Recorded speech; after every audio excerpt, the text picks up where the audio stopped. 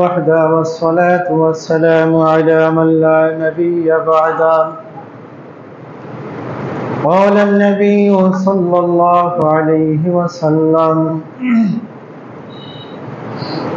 تركت فيكم أمرين لن تضلوا ما تمسكتم بهما كتاب الله وسنة رسوله، أو كما قال النبي صلى الله عليه وسلم: إذا عزمت أمتي الدنيا نزيت منها هيبة الإسلام، وإذا تركت الأمر بالمعروف وتنهون عن المنكر حرمت بركة الوحي، وإذا تصابت أمتي سقط من عين الله. وقال الله سبحانه وتعالى في كلامه المجيد: فأعوذ بالله من الشيطان الرجيم. يا أيها الرسول بلغ ما أنزل إليك من ربك. وقال النبي صلى الله عليه وسلم: بلغوا عني ولو آية، أو كما قال النبي صلى الله عليه وسلم: كل محدثة بدعة وكل بدعة ضلالة وكل ضلالة في النار. وقال تعالى: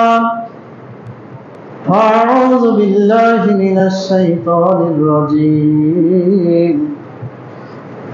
قل هل ننبئكم بالأخسرين أعمالا الذين ضل سعيهم في الحياة الدنيا وهم يحسبون أنهم يحسنون صنعا. وقال تعالى في سورة العصر: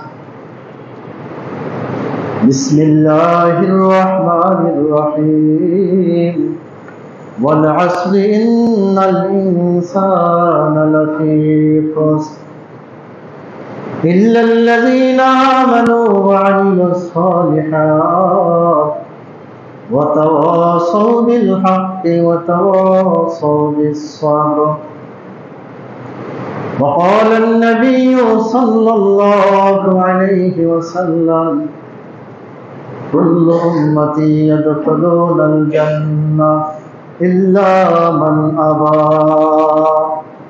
قيل ومن يأبى يا رسول الله؟ قال: من أطاعني دخل الجنة ومن عصاني فقد أبى।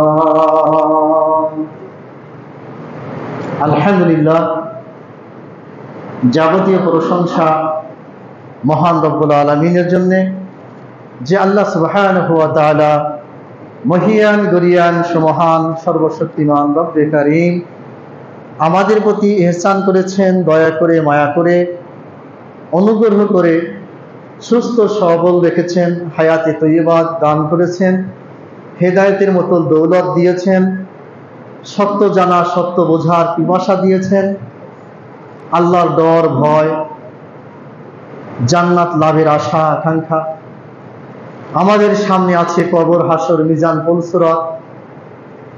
এই মানাজিল ঘাটিগুলো পারাপারের জন্য নির্ভয়ে স্বাচ্ছন্দ্যময়ে এই মানাজিলগুলো অতিক্রম করে সুখের উদ্যান কি করে আমরা জান্নাতে যেতে পারি, এই এক চিন্তা চেতনা ফিকির দিয়ে আল্লাহ তাআলা পার্থিব দুনিয়ার বিকাশ কর্ম থেকে ফারেক করে দিনই এক জজবা দিয়ে সপ্তাহে শ্রেষ্ঠ দিন জুমার দিনে আল্লাহ তাআলা আমাদেরকে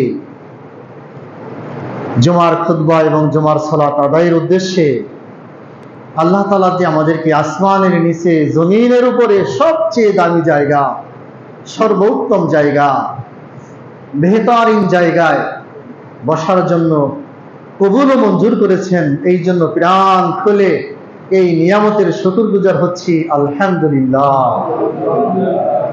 সেই সাথে দরুদ সালাম বর্ষিত হোক আমার প্রাণ প্রিয় নবী, প্রাণ প্রিয় রসুল, প্রাণ প্রিয় ইমাম, প্রাণ প্রিয় রাহবার, প্রাণ প্রিয় মুর্শিদ। মুর্শিদ শব্দের অর্থ রাস্তা দেখানেওয়ালা, শাফিউল মুজরিমিন, রহমাতুল লিল আলামিন, বিশ্বনবী জনাবে মুহাম্মদ রাসূলুল্লাহ সাল্লাল্লাহু আলাইহি ওয়াসাল্লামের প্রতি যিনি মাথার ঘাম পায়ে ফেলে মানুষের দ্বারে দ্বারে বারে বারে ঘরে ঘরে জনে জনে মাক্কাতুল মুকাররমায় 13টি বছর, মাদিনাতুল মুনাওয়ারায় 10টি বছর, নবুয়তের জীবন জিন্দেগি 23 বছরের এই জীবন জিন্দেগিতে তিনি অনেক জুলুম, অত্যাচার, মিথ্যা তহমত, ত্যাগ তিতিক্ষা, এমনকি পরিশেষে নিজের জন্মভূমি ত্যাগ করে দ্বীনের জন্যে রব্বে কারীমের পক্ষ থেকে তাওহীদের বাণী প্রচারের লক্ষ্যে জন্মভূমি ত্যাগ করে যে জমিনের মধ্যে ছিল মক্কাতুল মুকাররমার মধ্যে বাইতুল্লাহ, যেখানে একটা সেজদা দিয়া এই সাধারণ আওয়াম মসজিদগুলোতে 1 লক্ষ সেজদা দিয়া, সুবহানাল্লাহ। এই মসজিদে 1 লক্ষ সেজদা দিবেন আর বাইতুল্লাহতে গিয়ে আল্লাহু আকবার বলে একবার লুটে পড়বেন, সুবহানাল্লাহ। এত বড় ফজিলত তা একেবারে জিরোর কোঠায় নিয়ে গেল। তার নাম হলো দ্বীন, তার নাম হলো দাওয়াত, তার নাম হলো তাওহীদ, তার নাম হলো তাওহীদের প্রচার, তার নাম হলো তাওহীদের প্রসার। তাওহীদের প্রচার প্রসার, তাওহীদের প্রচার, দ্বীনের দাওয়াত, দ্বীন কায়েম, একামতে দ্বীন।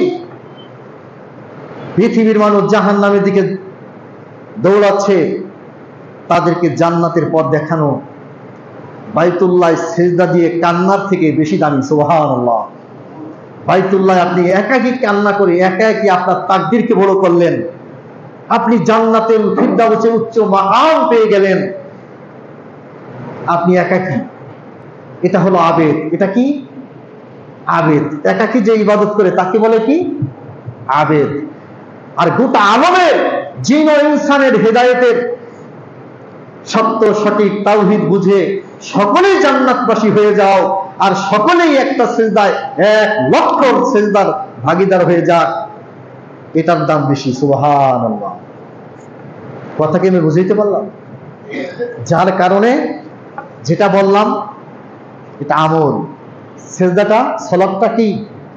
এখন সালাত ইয়া রাসূলুল্লাহ শুধু আপনি পড়বেন না, আমি তো চাই কাফাতাল লিন্নাসি বাশীরাও ওয়া নাযীরা, গোটা ওয়ার্ল্ড বিশ্ববাসীকে আপনি জান্নাতীদেরকে জান্নাতের কথা বলবেন, জাহান্নামের কাজ করলে জাহান্নামের কথা জানিয়ে দেবেন। জান্নাতে যাওয়ার জন্য, জাহান্নাম থেকে বাঁচার জন্য আপনাকে আমি পৃথিবীবাসীর কাছে পাঠিয়েছি, আপনি যথেষ্ট মানুষদেরকে হেদায়েতের পথ দেখিয়ে দেন, সুবহানাল্লাহ। কি বলেন? আপনাকে পাঠানো হয়েছে আবেদ করে না, কি করে না, একাকী ইবাদত যে করে তাকে বলে কি? আবেদ। শুধু আপনি একাই সিজদা দিয়ে লক্ষ রাকাতের নেকি পাবেন, 1 রাকাত পড়ে লক্ষ রাকাতের নেকি পাবেন না। আমি পৃথিবীতে পাঠিয়েছি মানুষকে, ওমা খালাকতুল জিন্না ওয়াল ইনসা ইল্লা লিয়াবুদুন।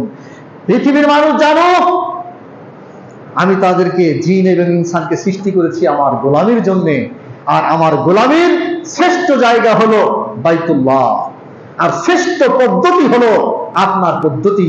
বিশ্ববাসী জানে না, জিন জানে না, ইনসান জানে না, মানব জানে না, দানব জানে না, এটাকে আপনি জানাবেন, সুবহানাল্লাহ। হুয়াল্লাযী আরসালা রাসূলাহু বিল হুদা ওয়া দীনিল হক লিইয়ুযহিরাহু আলাদ দীনি কুল্লিহি ওয়ালাউ কারিহাল মুশরিকুন। অন্য আয়াতের মধ্যে আছে ওয়ালাউ কারিহাল কাফিরুন। তিনি আল্লাহ সুবহানাহু ওয়া তাআলা তার রসুলকে পাঠিয়েছেন হেদায়েত সত্য দিন সহকারে। সুবহানাল্লাহ। দ্বীনুল হক, সত্য দিন সহকারে। কেন? পৃথিবীতে যত মতাদর্শ আছে, মতবাদ আছে, তন্ত্রমন্ত্র আছে, সমস্ত মতাদর্শ তন্ত্রমন্ত্রকে অপেক্ষা করে সকলের উপরে দিন ইসলাম, সত্য দিন, এটাকে প্রকাশিত করার জন্য। ওয়ালাউ, যদিও কারিহাল মুশরিকুন, কারিহাল কাফিরুন, মুশরিক এবং কাফেরেরা অপছন্দ করে, তাতে কিচ্ছু যায় আসে না। এই জন্য আপনি বিশ্ববাসীকে জানাবেন। তাই রাসূলুল্লাহ সাল্লাল্লাহু আলাইহি সাল্লাম মানুষকে জানালেন। আজকে তার দাওয়াতের কারণে আজকে আমাদের মাথায় টুপি, মুখে সুন্নতি, দাড়ি, দিনী জজবা, দিনী প্রেরণা নিয়ে সেই 11টার সময় অনেকে মসজিদে চলে আসছে। এই যে ভিতরে রব্বে কারিমের ভয়, জান্নাতের আশা, জাহান্নামের ভয়, এটা আপনার মধ্যে এই দৌলতটা কে দিল? নবী সুবহানাল্লাহ, রাসূল সাল্লাল্লাহু। আমরা তার কাছে ঋণী, আমরা তার ঋণ মুক্ত হতে পারবো না।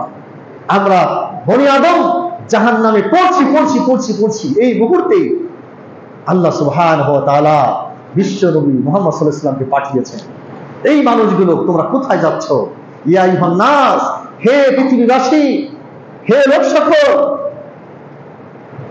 কুলু লা ইলাহা ইল্লাল্লাহ, তোমরা তাওহীদ মেনে নাও, আল্লাহ ছাড়া সত্য কোনো ইলাহ নাই, এই কথা তোমরা অকপটে স্বীকার করে নাও, তুফলিহুন, তোমরা সফল কাম হবে। ইয়ানি ফালাহুম ফিদ দুনিয়া ওয়া ফালাহুম ফিল আখিরাহ, দুনিয়াও কামিয়াব হয়ে যাবে তোমরা, আখিরাতেও কামিয়াব হয়ে যাবে। সত্য কি? তাওহীদ মেনে নাও। তাওহীদ মানবে না, কেন বা মানবে না? ঈমান আনবে না, কেনই মানবে না? রব চিনবে না, কেনই বা চিনবে না? ওয়াল আসর, কালের কসম, সময়ের কসম, যুগের কসম। মুফাসসিরিনে কিরাম বলেন, বাস আসরের সময়ের কসম, আসরের সময়ের কসম।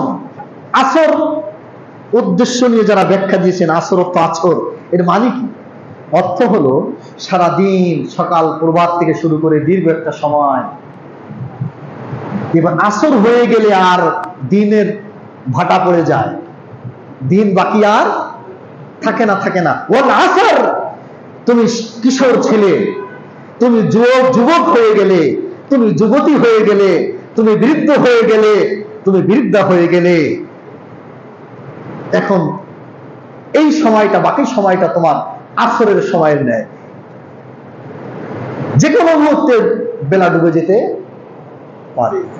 অতএব সময় খুব সংক্ষেপ, আসরের পরে সময় সংক্ষেপ। পৃথিবীর মানুষ আখিরাতের তুলনায় প্রত্যেকটি মানুষের সময় সংক্ষেপ। সময় কি? এই সময়কে মূল্যায়ন করুন। আর একটি ব্যাখ্যা আমি বোঝাতে চাই, যারা সময় বোঝাতে চান, ওয়াল আসর মানে সময়। সময়ের মধ্যে 3টে পার্ট আছে। কয়টা? পাস্ট টেন্স, প্রেজেন্ট টেন্স, আরবিতে বলে মাদি, হাল, মুস্তাকবিল। অর্থ কি? অতীতকাল, বর্তমানকাল, ভবিষ্যৎকাল। তার মানে ওয়াল আসর, সময়ের কসম, কালের কসম, অর্থাৎ ওয়াল আসর, অতীতে একটা সময় ছিল তার কসম, বান্দা তুমি ভুলে গেলে। ওয়াল আসর, বর্তমান তোমার মাঝে একটা সময় আমি নবী দিয়ে পাঠালাম, খুতবা দিয়ে, আলেমদেরকে দিয়ে তোমাকে বোঝাচ্ছি, বর্তমান তুমি বোঝো। ওয়াল আসর, বর্তমান সময়ের শপথ। ওয়াল আসর, তোমার দাদা চলে গেছে, নানা চলে গেছে, তুমিও চলে যাবে, সামনের সময়ের কসম। অর্থাৎ অতীতের সময়ের কসম, বর্তমান সময়ের কসম, ভবিষ্যৎ সময়ের কসম। ওয়াল আসর, সময়ের কসম। সময়ের মধ্যে আছে 3টি। কয়টি? অতীত, বর্তমান, ভবিষ্যৎ। ওয়াল আসর অর্থ কি? তুমি পৃথিবীতে ছিলে না, সে সময়ের কসম। ওয়াল আসর, এখন তুমি জীবিত আছো, রানিং, আমার নিয়ামত ভক্ষণ করছো, আমার দেওয়া এক বান্দি, আমারই সৃষ্টি, এক মহিলা ইসলামী শরিয়া ভিত্তিক ব্যবস্থাপনায় তুমি তাকে হালাল করে আনন্দ উপভোগ করে জুমার সালাতের আজান গেল, তারপর তুমি এখনো শুয়ে আছো, এই সময়টি কসম ওয়াল আসর, এখনো তুমি গান বাদ্য নিয়ে নর্তকী নিয়ে নাচছো, ওয়াল আসর। এখন তোমার পেটের মধ্যে যে ভাত, এখনো রকমারি ফল ফ্রুট খেয়ে তুমি আরাম করছে আছো এসি রুমে বসে, এই রানিং বর্তমান সময়টির কসম তুমি কি করে গাফিল হয়ে থাকবে? ওয়াল আসর, একদিন তুমি থাকবে না। আমার তো মনে হয় 110 বছরের আগে, অতীতের 110 বছরের আগে আমরা এখানে কেউ ছিলাম না। আছি? 110 বছরের কেউ আছি? ছোট্ট একটু সময় বললাম, 150-200 তো বাদই দিলাম, মনে হয় 100 বছরেরও পাওয়া যাবে না। কি বলেন ভাই? ছিলাম না। ওয়াল আসর, তুমি ছিলে না। আবার জানি না কয়েক সেকেন্ড পরে, কয়েক মিনিট, কয়েক মাস, কয়েক বছর পরে থাকবো কিনা জানি না। ওয়াল আসর, তুমি ছিলে না।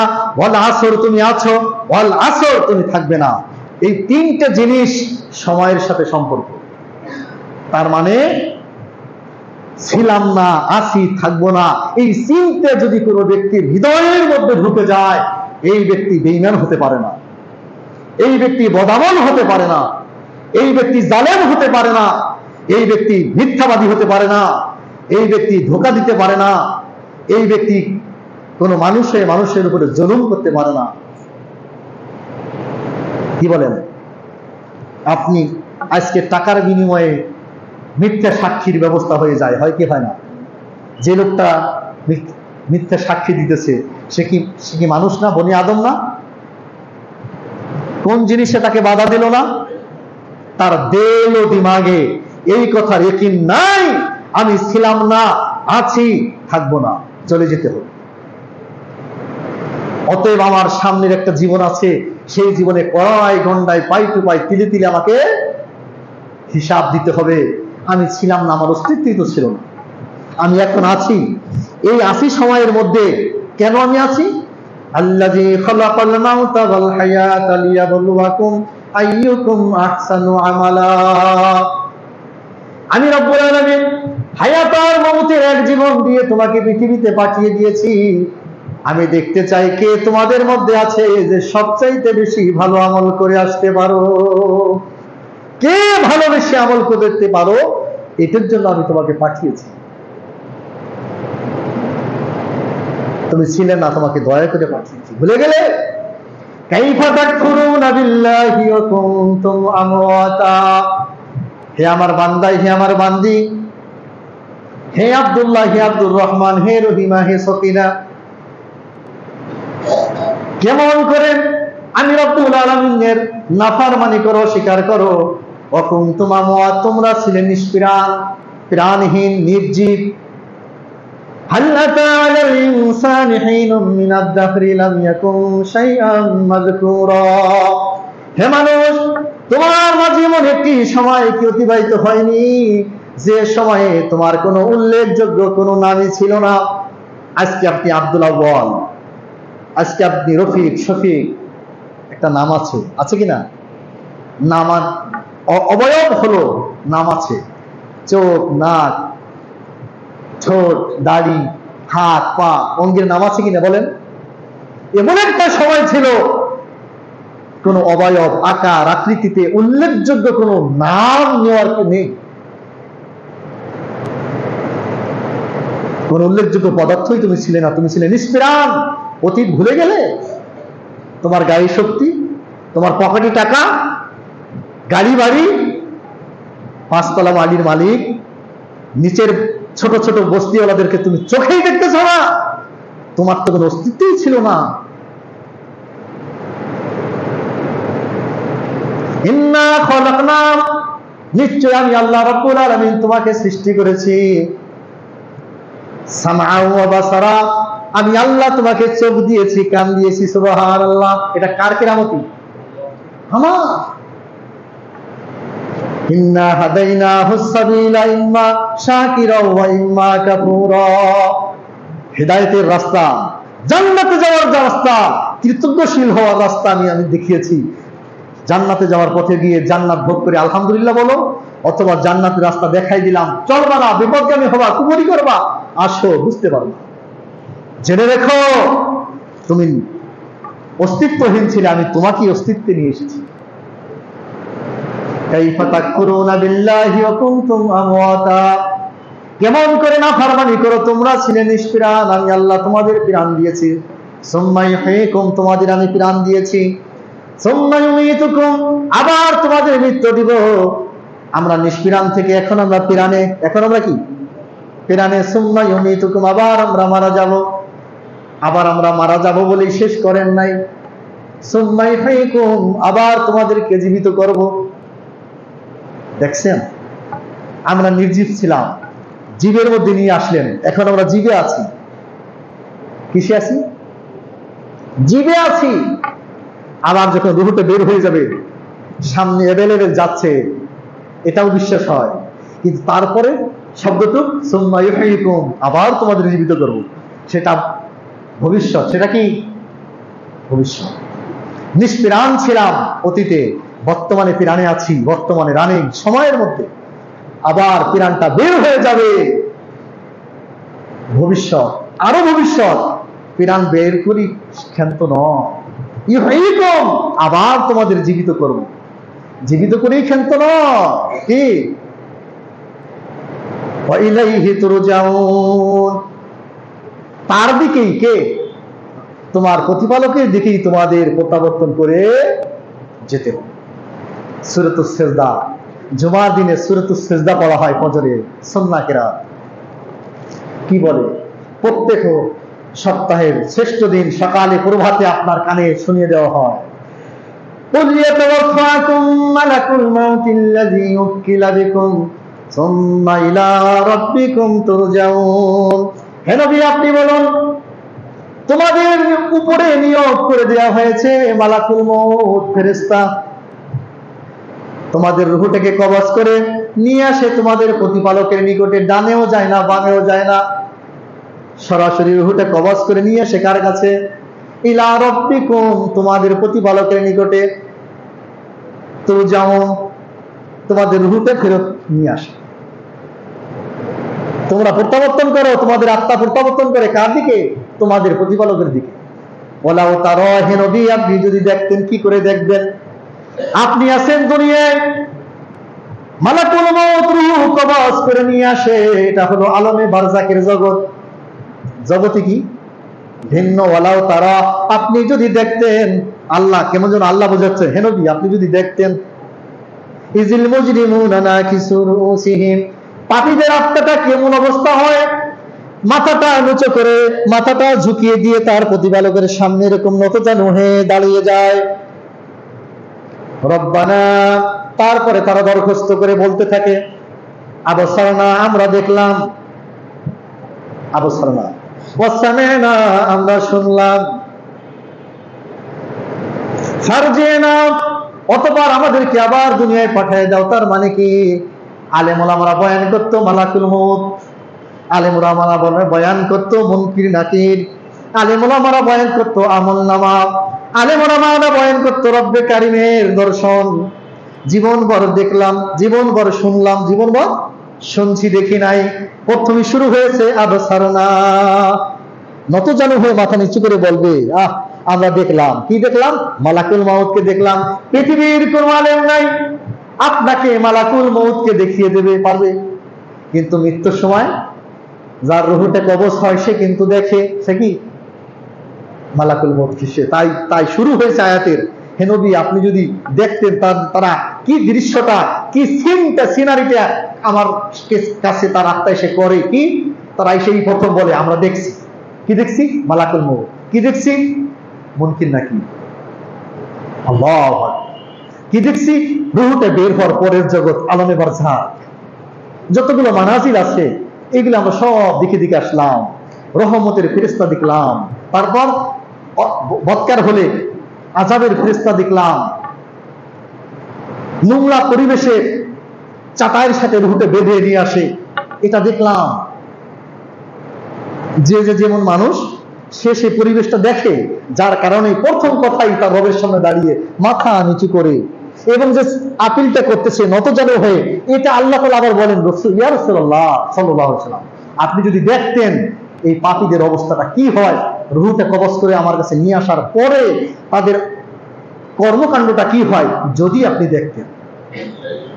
কি করে আপনাকে দেখাই, আপনি আছেন আলমে বারজাকে, আপনি আছেন আলমে দুনিয়ায়, কাণ্ড ঘটতেছে আলমে বারজাকে, ইয়াউমুল আখিরা, আখিরাতের জগৎ। তারা কি বলে, আবসারনা, আমরা দেখেছি, সামি'না, আমরা শুনেছি,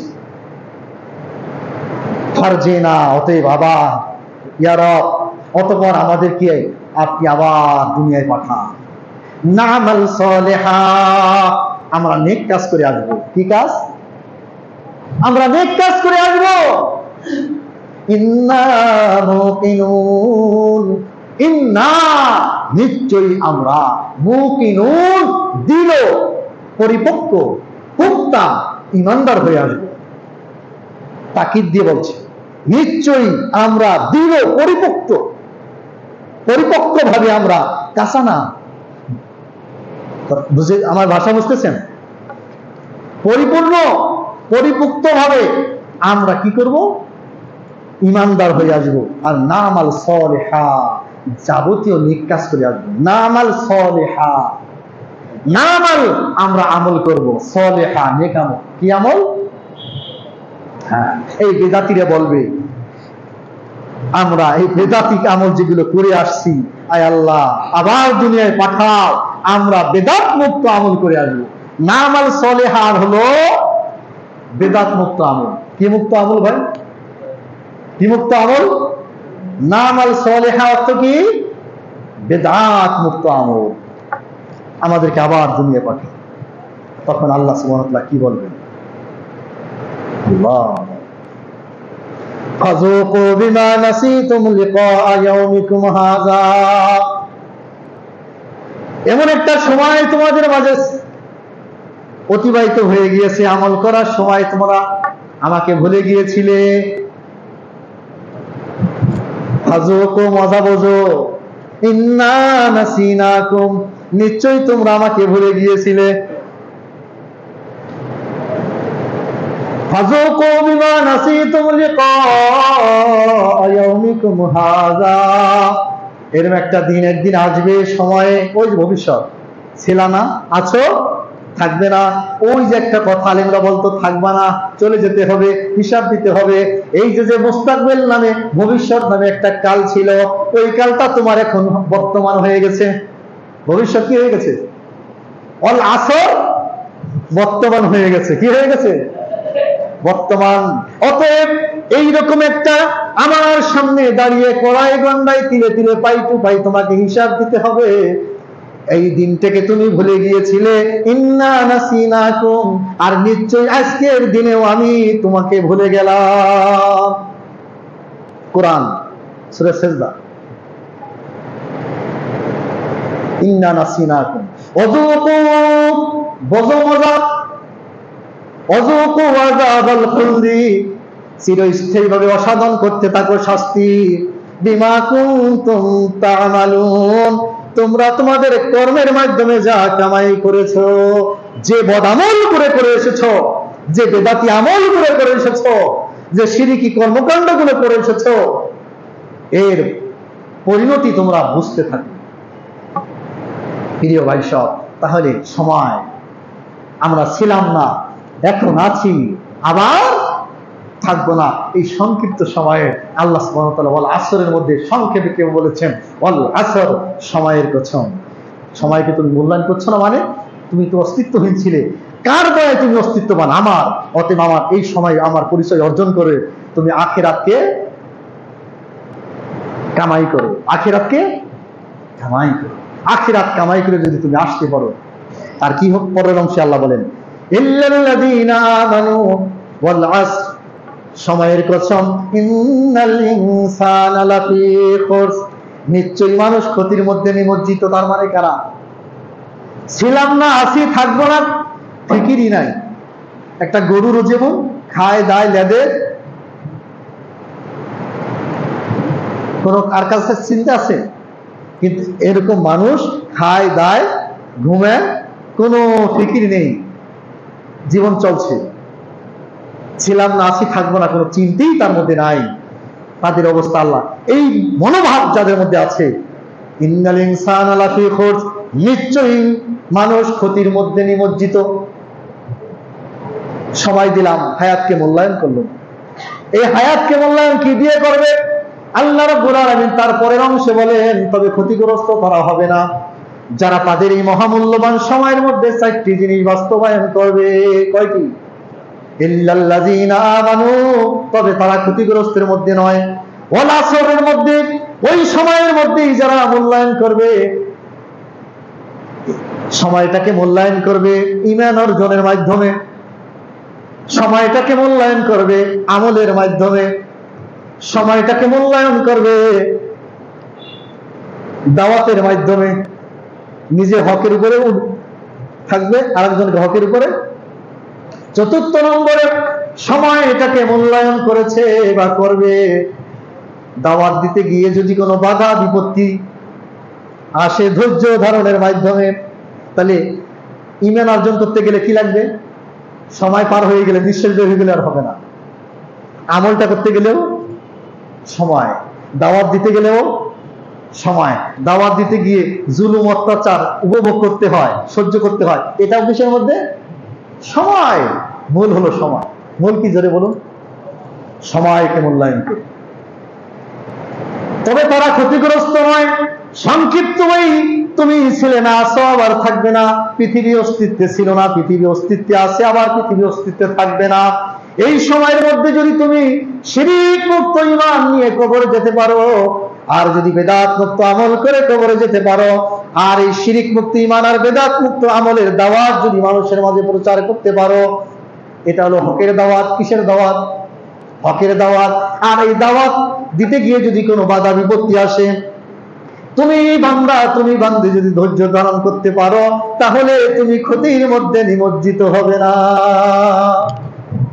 সংক্ষিপ্ত সময়কে আমি বুঝাইতে পারতেছি, ক্ষতির মধ্যে নিমজ্জিত হবে না। তুমি তোমার আমলকে করেছো বেদাত। আমরা অনেকে আমল করছি যে আমি তো ক্ষতির মধ্যে নাই, কেন? আমি তো আমল করি। কি করি ভাই? কুরআনুল কারীম 15 নম্বর পারা 18 নম্বর সূরা সূরাতুল কাহাফ আয়াত নম্বর 103, কুল হাল নুনাব্বিউকুম বিল আকসারিনা আমালা। হে নবী, আপনি বলুন, আমি কি তোমাদেরকে সংবাদ দেব না, বলে দেব না আমল করেও ক্ষতিগ্রস্ত কারা? ইল্লাল্লাযীনা আমানু, তবে তারা ক্ষতিগ্রস্ত নয় যারা আমলকারী। ঠিক, তারা কি? আর এই আয়াতের মধ্যে কয় আমল করেও ক্ষতিগ্রস্ত। তাহলে কি সংঘর্ষ হইল না? আল্লাহর কালাম কিন্তু সাংঘর্ষিক না। এক আয়াতের সাথে এক আয়াতের সাংঘর্ষিক কোনোদিন হবে না। তার মানে কি? দুটো আয়াতই ঠিক। দুটো আয়াতই কি? দুটো আয়াতের মধ্যে একটা আয়াতে আল্লাহ বোঝাতে চায় আমলটা যদি হয় বেদাত মুক্ত, তবেই সেটা আমলে চলে। আর ওই আয়াতের মধ্যে আল্লাহ ধমক দিয়ে বলেন, হে নবী, আপনি জানিয়ে দেন আমলও করে। আমল হওয়ার জন্য 1 নম্বরে ইখলাস থাকতে হয়, 2 নম্বরে রাসূলের তরিকা আল্লাহর হুকুম থাকতে হয়, 3 নম্বরে বিশ্ব নবীর তরিকা থাকতে হয়। আরবিতে যাবতীয় কর্মকে বলে ফেল। কি বলে? ক্রিয়া। ফেল মানে ক্রিয়া, কাজ। আর এই কাজগুলো আমলে আসার জন্য, আমল নামে পরিচয় পাওয়ার জন্য 3টি শর্ত। কয়টি? 1 নম্বর ইখলাস, 2 নম্বরে মহান আল্লাহর পক্ষ থেকে হুকুম থাকা, 3 নম্বরে বিশ্ব নবীর তরিকা থাকা। এটার নাম হয়ে গেল এখন আমলে সলেহ। কি হয়ে গেল? আমলে সলেহ। এবার এই আমলে সলেহ একটা প্যাকেজ, এটা কবুল হওয়ার জন্য এর সাথে আরেকটা যোগ করে দিতে হয়, হালাল খাবার, হালাল কামাই, হালাল উপার্জন। তাহলে এটা আল্লাহর দরবারে কবুল। সুবহানাল্লাহ। তার মানে আমলটার মধ্যে ইখলাস আছে, আমলের প্রতি মহান আল্লাহর হুকুম আছে, 2 নম্বরে হুকুম আছে, 3 নম্বরে বিশ্ব নবীর তরিকা আছে, 4 নম্বরে আমলটি করতেছেন হালাল খেয়ে, হালাল পরে, সরাসরি রব্বে কারিমের দরবারে কবুল। সুবহানাল্লাহ। এবার আসেন আমল। এই আয়াতের মধ্যে আল্লাহ বলেন, হে নবী আপনি বলুন আমল করেও ক্ষতিগ্রস্ত কারা, আপনি বলে দেন। তার মধ্যে কারা আমল করে ক্ষতিগ্রস্ত? আমলটা করে ইখলাস নেই, কি নেই? আমলটা করে আল্লাহর হুকুম নেই, আমলটি করে বিশ্ব নবীর তরিকা নেই, অথবা আমলটি করছে হালাল রিজিক নেই, অন্ন বস্ত্র সবই কি হারাম, তাহলে আমল করেও ক্ষতিগ্রস্ত। আল্লাযীনা দাল্লা সাইয়ুহুম ফিল হায়াতিদ দুনিয়া, যাদের পার্থিব জীবনে যত চেষ্টা সবগুলো নিষ্ফল, ভ্রান্ত, দল্লা, বরবাদ, পঙ্গু, ভ্রষ্টতা। অহম ইয়াহসাবুনা, তারা ধারণা করছে, আন্নাহুম, নিশ্চয়ই তারা ধারণা করছে, ইহসিনুনা সুনা, তারা ভালো কাজ করছে। হে নবী আপনি বলুন দুনিয়ার বুকে আমল করেও ক্ষতিগ্রস্ত কারা, তাদের কথা কি আমি বলে দেব না? যারা পার্থিব জীবনে যত কাজ করছে সব বরবাদ, অথচ তারা মনে করছে আমরা কি কাজ করছি? ভালো কাজ করছি। আল্লামা কুরতুবী রাহিমাহুল্লাহ এই আয়াতুল কারিমার তাফসীর করতে গিয়ে বলেন, দুইটি কারণে আমল করেও ক্ষতিগ্রস্ত হতে পারেন। কয়টি? নাম্বার 1, আকীদায় গন্ডগোল। 1 নম্বরে আকীদায় যদি গন্ডগোল থাকে আমল করেও ক্ষতিগ্রস্ত। বলে আমাদের তো আকীদা হয়তো ঠিক আছে, যদি কোনো ব্যক্তি বলে আল্লাহ সর্বত্র বিরাজমান, তার আকীদায় গন্ডগোল। যদি কোনো ব্যক্তি বলে আল্লাহ নিরাকার, তার আকীদায় গন্ডগোল। যদি কোনো ব্যক্তি বলে নবীজি নূরের তৈরি, তার আকীদায় গন্ডগোল। যদি কোনো ব্যক্তি বলে নবীজি হাজির নাজির, নবী গায়েব জানতেন, তার আকীদায় গন্ডগোল। তার আকীদায় কি? আকীদায় গন্ডগোল। যেমন দেখেন আমাদের দেশে হিন্দুদের আকীদা আর আমাদের অনেক মুসলমানদের আকীদা একই, শুধু পার্থক্য কি? দেখেন হিন্দুদের আকীদা হলো ঈশ্বর সর্বশক্তিমান, ঈশ্বর সর্বত্র বিরাজমান, ঈশ্বর নিরাকার। আর ওর নিচে আল্লাহ সর্বশক্তিমান, আল্লাহ সর্বত্র বিরাজমান, আল্লাহ নিরাকার, সব বিশেষণগুলো এক, কিন্তু শুধু পার্থক্যটা শুধু ঈশ্বর আল্লাহ, ওদের ভগবান আল্লাহ, আর বাকিগুলো কি মিলে গেছে নি? বলেন এই আকীদা যদি থাকে আমল করেও ক্ষতিগ্রস্ত। সঠিক আকীদা কি?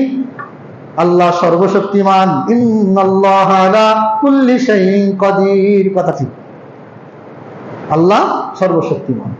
এবার আল্লাহ আর রহমানু আলাল আরশি ইস্তাওয়া, রহমান আরশ আজিমের সমুন্নত, ঠিক না? আল্লাহ কোথায়? আরশ আজিমে। আর আল্লাহ সুবহানাহু ওয়া তাআলার সত্তার অস্তিত্ব আছে, তার অস্তিত্ব তার মর্যাদার সাথে যেমন আমানতু বিল্লাহি কামা হুয়া বিআসমাইহি ওয়া সিফাতিহি, আমি বিশ্বাস করছি ওই আল্লাহর প্রতি, তিনি জাতের হতে পারে, সিফাতের হতে পারে, যেভাবে তার সত্তার অস্তিত্বে তার মর্যাদার সাথে তিনি যেভাবে বর্ণনা দিয়েছেন ওই কথার উপরে আমি ইয়াকিন করে নিলাম। কামা হওয়া, তিনি যেমন তেমন, যে অস্তিত্বে আছেন আমরা দেখি নাই, ওই অস্তিত্বের উপরে আমি কি করলাম? আমি নিরাকার জানছি না, তার যে অস্তিত্ব তিনি আছেন, তিনি জানেন, ওই অস্তিত্বের উপর আমি কি করে নিলাম? বিশ্বাস করে নিলাম। কি বলেন? দ্বিতীয় কথা, ইমাম কুরতুবী রাহিমাহুল্লাহ বলেন আমল করেও ক্ষতিগ্রস্ত হতে পারে ওই মানুষ, যেই মানুষটি আমল করতো ঠিকই, কিন্তু আমলটি হতো বিশ্ব নবীর তরিকায় না, আমলটি হতো মঙ্গলা বেদাতি তরিকায়। আমল করতো বড় হুজুর করে, আমল করতো বিশ্ব নবীর তরিকায় না, মাযহাবী তরিকায়, কান্ডারি তরিকায়, ভান্ডারি তরিকায়, নেসারি তরিকায়, কারিমিয়া তরিকায়, ফায়েজিয়া তরিকায়, বুঝাইতে পারলাম? চিশতিয়া তরিকায়, নকশবন্দি তরিকায়, মুজাদ্দিদিয়া তরিকায়, জিলানিয়া তরিকায়, হারুনিয়া তরিকায়, এই যে বিভিন্ন তরিকায় রাসূলুল্লাহ সাল্লাল্লাহু আলাইহি ওয়াসাল্লামের আদর্শ বাদ দিয়ে বেদাতি তরিকায় যদি আমল কোন ব্যক্তি করে, আমল করে ক্ষতিগ্রস্ত, অথচ তারা মনে করছে আমরা ভালো কাজ করেছি। অহুম ইয়াহসাবুনা আন্নাহুম ইহসিনুনা সুনআ, তারা মনে করছে আমরা ভালো কাজ করছি। আরেকটি বাংলা উদাহরণ দেই সহজে, ফরজ নামাজের পরে দল ধরে ইমাম মুক্তাদি যদি মুনাজাত দেয় তারা মনে করেছে ভালো কাজ করেছি। জুমার দিন ইমাম মুক্তাদি দল ধরে সম্মিলিত মুনাজাত করছে, তারা মনে করছে ভালো কাজ করেছি। ইল্লাল্লাহ ইল্লাল্লাহ জিকির করে করে বাংলার জমিনে অনেক মুসলমান মসজিদ ফাটিয়ে দিচ্ছে, তারা মনে করছে আমরা ভালো কাজ করেছি। মিলাদ কিয়াম পড়ে তারা মসজিদ গরম করে দিচ্ছে, তারা মনে করছে আমরা ভালো কাজ করেছি। আছে কিনা ধরে আজান শুনলে পরে, নবীজির নাম শুনলে পরে চোখে চোখে বসছে, মনে করেছে আমরা ভালো কাজ করছি। মুসাহাবা করে হ্যান্ডশাপ করে বুকে হাত মালিশ করছে, আবার চুমু খাচ্ছে, মনে করছে আমরা ভালো কাজ করছি। শবে বরাত পালন করছে, রাত ভর ইবাদত করছে, রাত জাগরণ করছে, মসজিদকে আলোকসজ্জায় সজ্জিত করছে, তারা মনে করছে আমরা ভালো কাজ করেছি। ঈদের দিনে দল ধরে ঈদগাহ থেকে সোজা পিতামাতার রূহের মাগফিরাত কামনার্থে কবরস্থানে দল ধরে সবাই যাচ্ছে, ইমামকে সাথে নিয়ে, খতিবকে সাথে নিয়ে কবর জিয়ারত করতে। ঈদের দিনকে কবর জিয়ারতের জন্য, শবে বরাতকে কবর জিয়ারতের জন্য ধার্য করছি, তারা মনে করছে আমরা ভালো কাজ করছি। ঈদের মাঠকে মুআনাকা তথা কোলাকুলির জন্য ধার্য করছি। আরো 3 দিন আগে চাচা ভাইস্তের সাথে সাক্ষাৎ, কিন্তু তারা কোলাকুলি করে নাই, চাচা ভাইস্তে বুকে টানা টেনে নেয় নাই, ওটা জমা রাখছে। রসমি প্রথাগত ঈদের সালাত শেষ করেই অমনি চাচা ভাইস্তায় বুকের সাথে বুক আলিঙ্গন ধার্য করছে ঈদগাহ মাঠ। এটা কোলাকুলি মুআনাকা, এটা একটা ইবাদত। এটাকে কি জোরে বলেন? ইবাদত, সুন্নাহ। এটাকে আপনি নির্দিষ্ট সময়, নির্দিষ্ট জায়গায়, নির্দিষ্ট অক্তে ধার্য করার অধিকার আপনাকে কে দিয়েছে? অতএব আপনি মনে করছেন আমরা ভালো কাজ করছি। জিক্রে জলির হালকা বানিয়ে সকাল সন্ধ্যায় বাতি নিভিয়ে দিয়ে চায়ের জানু হয়ে বসে বসে হাজাইরে তসবি হাতে নিয়ে তসবি জপছি আর মনে করছি ভালো কাজ করছি। আর এগুলো কোম্পানির প্লাস্টিক টিপছি, আবার একটা ডান্ডারের সাক্ষী আঁকিতে রাখছি, একটা সাক্ষী, ওই জায়গাতে আসলে পরে চুমো খাচ্ছি। ওরা মনে করছে আমরা ভালো কাজ করছি। কি মনে করছি? ওরা মনে করছে আমরা ভালো কাজ করছি। আবার জিকিরের এক নতুন পদ্ধতি, এদিকে ফিস করে ওদিকে ফাঁস করে, আছে কিনা? আবার একদমে আল্লাহ কেন বলে নিঃশ্বাস ছাড়বা না। কবরে গেলে মুনকির নাকির জিজ্ঞেস করবে আমার রব্বুকা মান দীনুকা মান নাবিয়ুকা, তুমি বলতেই থাকবা আল্লাহ আল্লাহ, মুনকির নাকির ভাগ্য চলে যাবে। নাউযুবিল্লাহ মিন যালিক। এই জিকির গুলো পাঁচের জিকির নামে, জিক্রে জলিল নামে, জিক্রে খবির নামে, নবী ইসবাতের নামে, এই আল্লাহর ঘাই দিয়ে দিয়া ওখানে লেখা হলো হামজা দিয়া। কি দিয়ে ভাই? হামজা দিয়া, কিন্তু ওনারা বলে আইন দিয়া। কি দিয়া?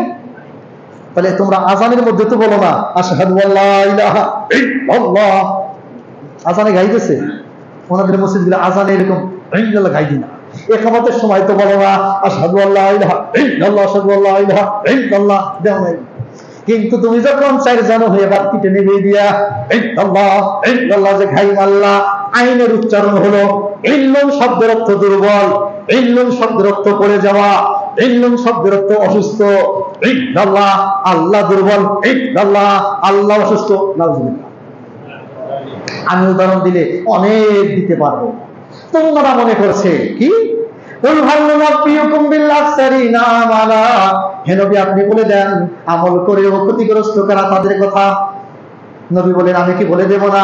আল্লাযীনা দাল্লা সাইয়ুহুম ফিল হায়াতিদ দুনিয়া, পার্থিব জীবনে যত শরীয়তের নামে, ইবাদতের নামে, সওয়াবের নামে, আমলের নামে যা কিছু করছে, অহম ইয়াহসাবুনা তারা ধারণা করছে, আন্নাহুম ইয়াহসিনুনা নিশ্চয়ই তারা ধারণা করে বসে আছে, ইয়াহসিনুনা সুনা বড় ভাস্কি লাগলো তো ভালো কাজ করছি। আয়াতের শেষ অংশে বলতে বলতে আল্লাহ বলেন সংক্ষিপ্ত সময় ফালা নুকিমু লাহুম ইয়াউমাল কিয়ামাতি ওয়াজনা, কঠিন কিয়ামতের মাঠে তাদের নেকি বদি যেটা আমি আল্লাহ মিজানের মাধ্যমে মাত্র নির্ণয় করব, তাদের নেকি আমি আল্লাহ মিজানে উঠাবো না। তাদের নীতিতে দেখানোই হবে না কি কাজ করলি, তার মানে কোন হিসেব নাই, কিতাব নাই, ডাইরেক্ট জাহান্নামের মধ্যে ফেলা।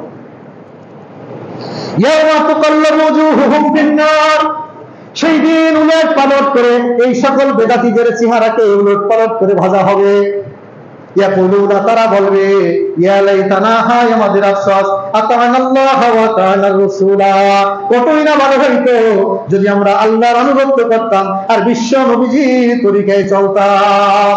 সেদিন উলট পালট করে যখন তাদের চেহারাকে ভাজা হবে জাহান্নামের আগুনের মধ্যে, তখন তারা বলবে কতই না ভালো হতো আমরা যদি দরবারে না যাইতাম, কতই না ভালো হতো আমরা যদি কাদ্দি, সিস্তি, নকশবন্দি, মুজাদ্দিদি, কান্ডারি, ভান্ডারি, নেসারি, ফায়েজি, কারিমি এই সকল তরিকার বন্ধনা না গাইতাম, কতই না ভালো হইতো আমরা যদি মিলাদ কিয়াম না করতাম, কতই না ভালো হতো আমরা যদি মুরিদ না হইতাম।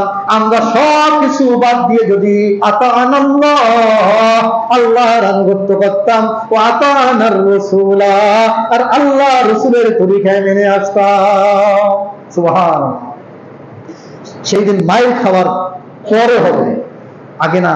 ওয়া আন্না লাহু যিকরা, নিশ্চয়ই সেই দিন উপদেশ গ্রহণ করবে। কি করবে? ইয়া লাইতানি কদ্দামতু লিহায়াতি, আমার জীবনের হায়াতের আফসোস, আমি বিদআত করে আসলাম, আমি শিরক করে আসলাম, এই সকল কর্মকাণ্ডগুলো করে আসলাম। ফারজিআনা, আবার আমার দুনিয়ায় পাঠাও না, আমাল সালিহান, নেক কাজ করে আসবো। তাই তো রাসূল বলেছেন কুল্লু উম্মতি ইয়াদখুলুনাল জান্নাহ, আমার সকল উম্মত জান্নাতীগণ। সুবহানাল্লাহ। ইল্লা মান আবা, এই হাদিসের শুধু আবা ছাড়া। ইলাউ মান ইয়া রাসূলুল্লাহ, আবা কারা? ক্বালা মান আতানি দাখালাল জান্নাহ, চলন বলন উঠা বসায় আদব লিহাজ ইবাদতে যারা আমার তরিকায় চলবে তারাই হইল আতানি, আমার মহব্বতকারী, আমার আনুগত্যকারী। ওমান আসানি, আর এর উল্টা যে হলো ফাকাদ আবা, তারাই অবশ্যই আবা। তারাই কি? তাহলে রাসূলের পদ্ধতি বাদ দিয়ে এই বাপদাদাদের পদ্ধতি, বড় হুজুরের পদ্ধতি, কান্ডারি ভান্ডারি পদ্ধতি যদি মানি, তাহলে কি আমরা রাসূলের আনুগত্য করলাম না আবা হয়ে গেলাম? আল্লাহ তাআলা আমাদেরকে আবা হওয়া থেকে বিশ্বনবীর আনুগত্য করে আল্লাহর হুকুম পালন করার তৌফিক দান করুক। আমিন।